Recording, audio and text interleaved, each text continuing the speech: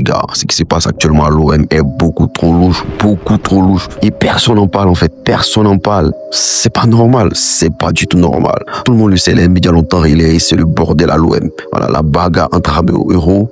Pendant ce temps, il y a le jeune Barcola qui pique. Une crise totalement ignorée. Suite à cela, la main des Rabiot qui balance des pompes, des sorties désastreuses. Et au final, c'est lui qui s'est défait à monde honorable. C'est lui qui paye l'addition. Franchement, c'est beaucoup trop louche. Cette histoire-là est des racistes. Franchement, on va pas laisser ça passer. Salut à tous, moi c'est l'arithmétique. J'espère que vous allez bien. N'hésitez pas à partager, vous abonner, à commenter. Voilà.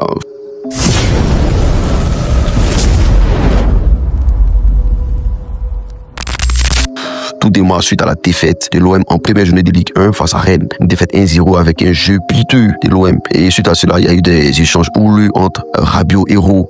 Ça se transforme en une bagarre dans le vestiaire et tout. Dans le même moment, il y a le jeune Barcola qui fait un malaise, totalement ignoré par les deux fighters qui continuent de se foutre des tatanes et tout. Suite à cela, le club décide de suspendre les deux jeux, ce qui est tout à fait normal.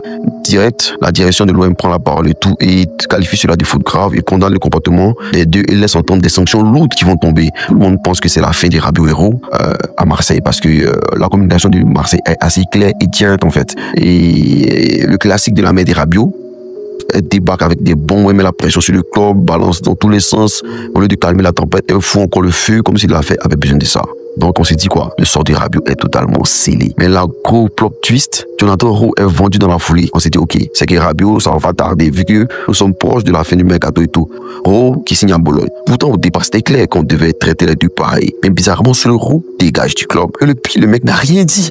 Ni son agent lui-même, ni personne de son entourage et tout. Il a juste accepté la décision pensant que l'OM allait aller jusqu'au bout, dans les deux sens. Et pendant ce temps, Rabiot, bien lui, il pourrait carrément revenir, comme par hasard. Après la victoire de l'OM, déshabille l'entraîneur, qu'il n'est pas impossible que Rabiot soit réintégré. Mais attendez, quoi?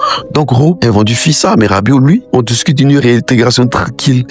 2 poids, 2 mesures, les gars. 2 poids, 2 mesures. Là, ça devient trop suspect. D'un côté, t'as Roux, joueur étranger, noir, discret, qui a rien dit, vendu direct. De l'autre côté, t'as Rabiot, joueur français, protégé avec une main qui crie partout. Et lui, on pense carrément le garder.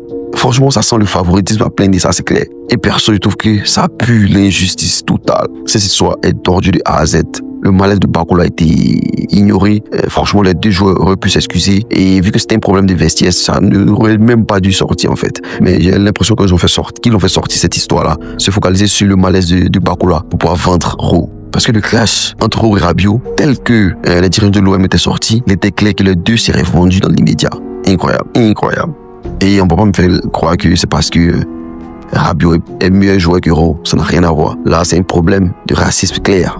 Franchement, je suis déçu par l'Olympique de Marseille. J'espère que je me trompe. Voilà, j'espère me tromper. J'espère que c'est une analyse basée sur du rien du tout et qu'il y a eu beaucoup de coïncidences. Sinon, franchement, je suis déçu. N'hésite pas à me dire ce que tu as pensé en commentaire. C'est l'arithmétique. Peace.